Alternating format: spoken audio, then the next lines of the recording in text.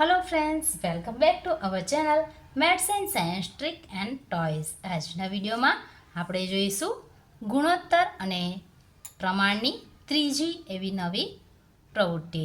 તો આ પ્રવૃત્તિ દ્વારા પણ આપણે ખૂબ જ સરળતાથી ગુણોત્તર અને પ્રમાણની માહિતી મેળવી શકીશું। તો સૌપ્રથમ ગુણોત્તર કોને કહીશું? જ્યારે આપણે બે જથ્થાઓની સરખામણી કેટલા ઘણા પદમાં કરીએ છીએ આ સરખામણીને આપણે ગુણોત્તર તરીકે ઓળખીએ છીએ। તો આપણે આ જે ગુણોત્તર છે એ માટે સૌપ્રથમ આ પ્રકારે ફ્લેશ કાર્ડ બનાવ્યા છે। અહીં આપણે અલગ અલગ રંગના આ પ્રકારે ફ્લેશ કાર્ડ બનાવી શકીએ છીએ। એમાં દરેક જે ફ્લેશ કાર્ડ હોય એમાં ખાનાની સંખ્યા અલગ અલગ રાખીશું, જેથી આપણે ગુણોત્તર વિશે ખૂબ જ સરળતાથી સમજી શકીએ। તો ચાલો આપણે શરૂઆત કરીએ પ્રવૃત્તિની। તો સૌપ્રથમ આપણે એક લંબચોરસ લઈશું। આ જે લંબચોરસ છે એમાં બે રંગ છે, એક છે પીળો રંગ અને બીજો છે સફેદ રંગ।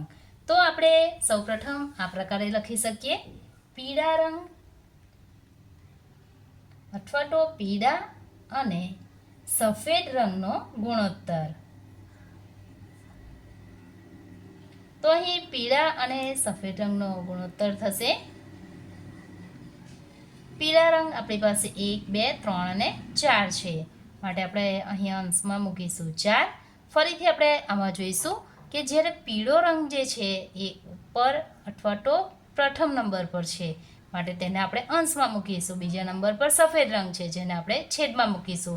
તો સફેદ પણ આપણી પાસે 4 છે, માટે આપણો અહીં જવાબ બનશે 4/4। ત્યારબાદ આપણે આ જે લંબચોરસ છે એને પલટાવીને શોધીએ। તો અહીં સૌપ્રથમ આપણે લખીશું સફેદ, સફેદ અને પીળા રંગનો ગુણોત્તર। તો સફેદ રંગ આપણી પાસે પ્રથમ નંબર પર છે, માટે અંશમાં મૂકીશું। પીળો રંગ બીજા નંબર પર છે, છેદમાં મૂકીશું।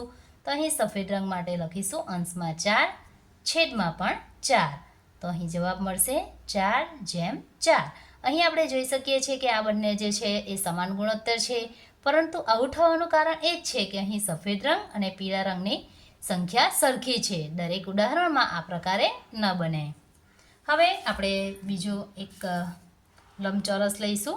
અહીં આપણી પાસે બે રંગ છે, સફેદ અને લાલ। તો સૌપ્રથમ આપણે અહીં શોધીશું સફેદ અને લાલ રંગનો ગુણોત્તર। તો અહીં આપણી પાસે ટોટલ કેટલા સફેદ રંગ છે આપણે ગણી લઈશું, 1, 2, 3, 4, 5, 6, 7, 8। તો અહીં આપણે લખીશું 8 અને લાલ રંગ બીજા નંબર પર છે, જેને આપણે છેદમાં લખીશું। તો લાલ રંગના આપણી પાસે 4 ખાના છે, માટે જવાબ મળશે 8/4। હવે આપણે આને પલટાવી દઈશું। પ્રથમ આપણે લાલ રંગ લખીશું। તો લાલ અને સફેદ રંગનો ગુણોત્તર। તો લાલ અને સફેદ રંગનો ગુણોત્તર બરાબર શું થશે?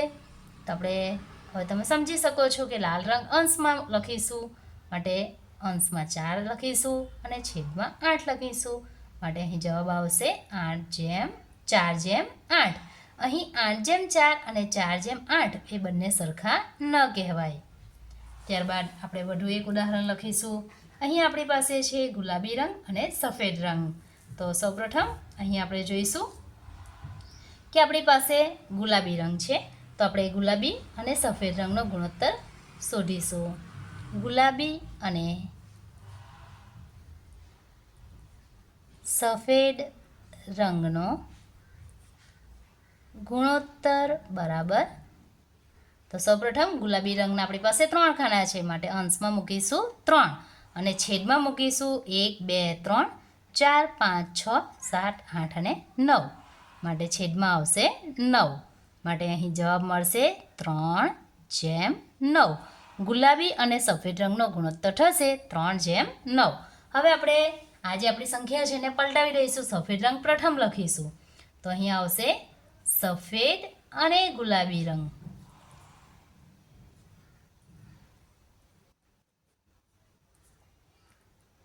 રંગનો ગુણોત્તર। તો અહીં સફેદ આપણી પાસે 9 ખાના છે, માટે અંશમાં 9 મૂકીશું, છેદમાં મૂકીશું 3, બરાબર જવાબ મળશે 9/3. હવે આપણે આ જે છે એમાં બે બે રંગો છે. હવે આપણે લઈશું એમાં ઘણા બધા રંગો છે. તો આવું જ્યારે આપણી પાસે હોય, ઘણા બધા રંગો હોય, તો આપણે કઈ રીતે કરી શકીએ તે જોઈએ. તો અહીં આપણે સૌપ્રથમ કોઈ પણ બે રંગો લઈશું. આપણે લઈએ છીએ લાલ અને લીલા રંગનો ગુણોત્તર. તો સૌપ્રથમ આપણે લખીશું લાલ અને લીલા રંગનો ગુણોત્તર.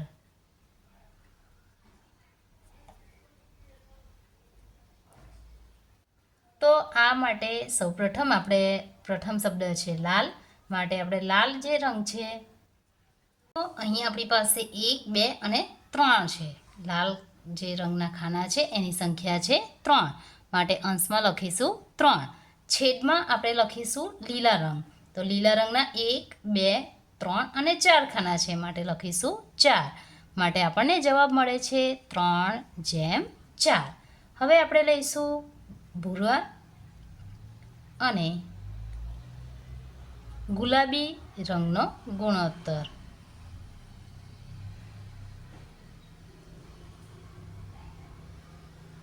તો સૌપ્રથમ આપણી પાસે ભૂરા રંગના 2 ખાના છે, માટે અંશમાં લખીશું 2 અને ગુલાબી રંગના 4 ખાના છે, માટે છેદમાં આપણે લખીશું 4. માટે આપણને જવાબ મળે છે 2/4. હવે આપણે બીજો એક રંગ લઈશું, જેમ કે પીળો રંગ. તો પીળો અને અહીં આપણે લઈએ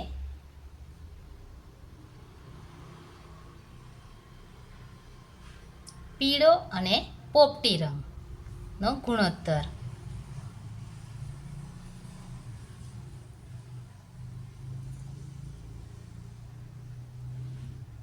તો અહીં આપણી પાસે પીળા રંગના 2 ખાના છે, અંશમાં લખીશું 2. છેદમાં પોપટી રંગ આપણી પાસે 1, 2 અને 3 ખાના છે, માટે લખીશું 3. માટે અહીં જવાબ મળશે 2/3. ત્યારબાદ આપણે લઈશું સફેદ અને લાલ રંગનો ગુણોત્તર.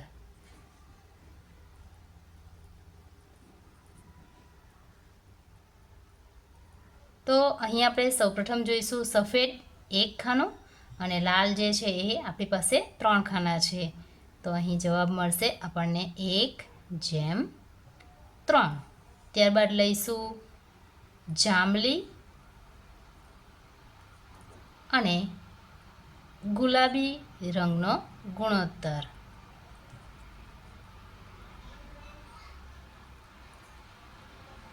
તો અહીં આપણે જોઈશું કે આપણી પાસે જાંબલી રંગનો આ 1 ખાનો છે, તો અહીં લખીશું 1 અને ગુલાબી રંગના 4 ખાના છે, માટે જવાબ મળશે 1/4. હવે આપણે લઈશું ગુલાબી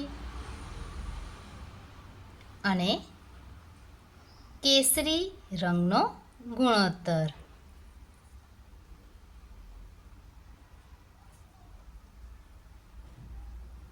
તો અહીં આપણી પાસે ગુલાબી જે રંગ છે 1, 2, 3 અને 4 છે, અને છેદમાં કેસરી રંગ આપણી પાસે 1 જ છે, માટે લખીશું 1. માટે અહીં જવાબ મળશે 4/1. ત્યારબાદ આપણે એક વધુ ઉદાહરણ લઈશું ભૂરા અને કેસરી રંગનો ગુણોત્તર.